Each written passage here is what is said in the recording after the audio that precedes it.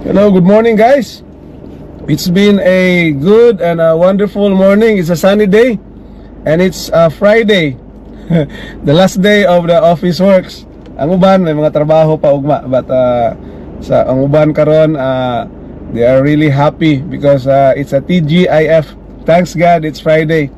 You know what guys, it's a very good morning in my part, no?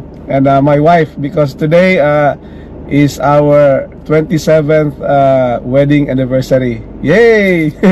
So salamat sa Dios ni Ana, and salamat sa akong wife sa iyahang pag-atiman, no? Dili lang pag-atiman sa gugma usab sa iyang gi-share together with our son.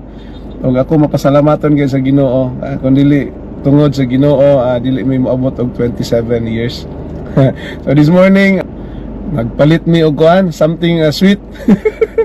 Palit mi og kanang suman, biko, on something nice for breakfast. So again, dili gyud lubos matapos ang akong pagpasalamat sa atong buhi nga Dios, because He's been good to us. The life of a married person, dili magyud na siya all straight nga happy. There were ups, there were downs, but thanks be to God, kay kung ang Dios gayod, I firmly believe nga kung ang Dios naa taliwala sa relasyon sa duha ka tawo, nga unsa man nga unos, unsa man nga problema, unsa man nga mga challenges, kaya ra gyud siya i-patch up, because both of you are grounded on the love of God. Kung kalinaw sa Dios kanunay gyud mo pahari, no? Ay mga away, mga away gani mahabdan ganing tagtulo ka adlaw. But thanks be to God nga karon dili na ingon anak kalayo.